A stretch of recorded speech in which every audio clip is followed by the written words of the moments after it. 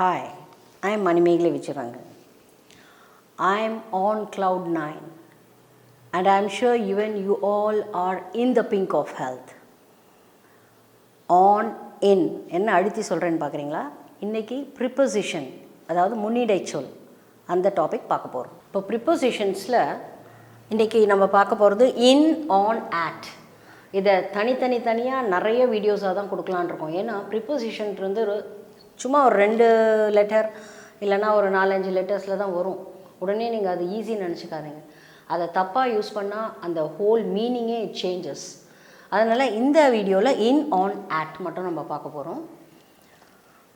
இப்போது ஃபஸ்ட் வந்து clock and calendar. உங்களுக்கு தெரியும் கிளாக்னா டைம், கேலண்டர்னால் உடனே இயர்ஸ் மந்த்ஸ் ஞாபகம் வரும், அப்புறம் டேஸ் டேட் ஞாபகம் வரும்.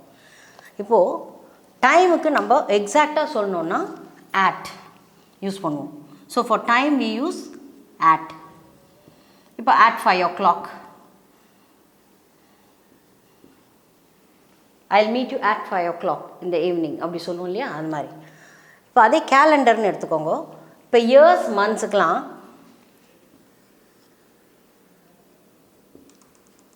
in, we'll use in. I was born in 1963. I was born in April. அந்த டே அந்த மந்த்தும் இயர்ஸும் சொல்லும்போது இன் யூஸ் பண்ணணும், அதை நான் வச்சுக்கோங்க. அடுத்தது டேஸ் டேட் சொல்லும்போது on. I was born on 17th. I was born on a Wednesday. On a Wednesday. So இவ்வளோதான். இதை மட்டும் கொஞ்சம் நான் வச்சுக்கிட்டிங்கன்னா இந்த இன், ஆன், ஆட் யூஸ் பண்ணும்போது உங்களுக்கு அந்த மிஸ்டேக்ஸே வராது. ஏன்னா நிறைய பேர் ஸ்போக்கன் இங்கிலீஷ் நல்லா பேசுவாங்க, ஆனால் அந்த ப்ரிப்போசிஷன்ஸ் தப்பாக யூஸ் பண்ணுவாங்க. அது கொஞ்சம் காமெடியாக இருக்கும். அதனால் மற்றவங்க அவங்களே அறியாமல் சிரிக்கலாம், உங்களுக்கு அது கொஞ்சம் ஹர்ட்டிங்காக இருக்கும். அதனால் ப்ரிப்போசிஷன்ஸ் மட்டும் நல்ல சின்சியராக படிங்க, ஒவ்வொன்றா படிங்க. அதனால தான் தனித்தனி வீடியோஸில் கொடுக்குறோம். இப்போ கிளாக்னா டைமிங்னா ஆட், கேலண்டர்ஸ் இந்த இயர்ஸ் மந்த்ஸ்லாம் யூஸ் பண்ணும்போது இன் யூஸ் பண்ணணும், டேஸ் அண்ட் டேட் யூஸ் பண்ணும்போது ஆன். இப்போ ஒரே ஒரு எக்ஸாம்பிள் எடுத்து கொடுக்காங்க. India got independence dash 1947. இங்கே என்ன வரும்னு நினைக்கிறீங்க? இன், ஏன்னா இயர் அது இன் 1947.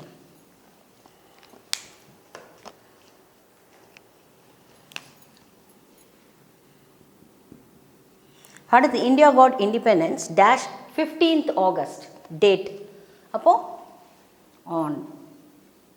Next, India got independence dash 12 o'clock in the midnight. At 12 in the midnight.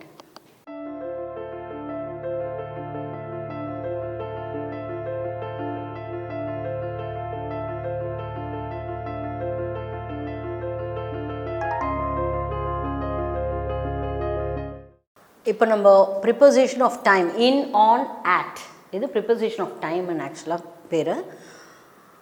இப்போ ஏற்கனவே ரூல்ஸ் பார்த்தீங்க. இப்போ அதை பேஸ் பண்ணி யூ டெஸ்ட் யுவர் செல்ஃப், எது எங்கே எழுதணும்னு கரெக்டாக எழுதுங்க. 1 minute டைம் தரேன், எழுதி முடிச்சிட்டிங்களா? Will check the answer now. This year my birthday falls dash Sunday. என்ன வரும்? ஆன். ஏன்னா டேஸ்க்கு டேட்ஸ்க்கெலாம் ஆன் வரும்னு சொல்லியிருக்கேன். Next, my mom usually wakes up dash 4 a.m. time, particular time சொல்லும்போது at.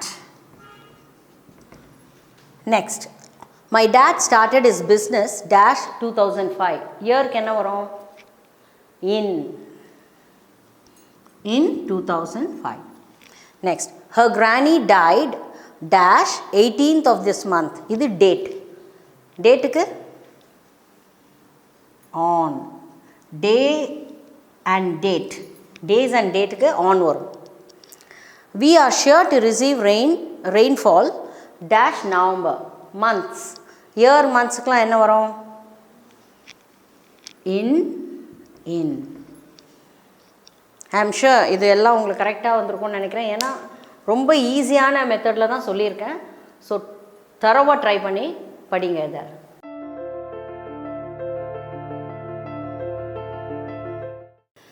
இப்போ இந்த வீடியோவில் பார்த்தீங்கன்னா இன், ஆன் அண்ட் ஆட், அதாவது ப்ரிப்போசிஷன் ஆஃப் டைம் பார்த்தோம். இப்போ அடுத்த வீடியோவில் இன் அண்ட் ஆன் மட்டும் நான் சொல்லி தருவேன். இது ஏன் தனித்தனியாக குட்டி குட்டி வீடியோஸாக கொடுக்குறோன்னா இதில் மைன்யூட் டிஃப்ரென்ஸ் இருக்கும். எல்லாம் மாற்றி மாற்றி எழுதுவீங்க. யூஸ்வலாக ப்ரிப்போசிஷன்னா இது எழுதுறதா அது எழுதுறதான்னு கன்ஃபியூஷன் வரும். அதை அவாய்ட் பண்ணுறதுக்காக தான் to have a clear idea தனித்தனியாக நாங்கள் வீடியோஸ் கொடுக்குறோம். கண்டிப்பாக நெக்ஸ்ட் வீடியோவும் பாருங்கள். டில் தென் டேக் கேர், பபாய்.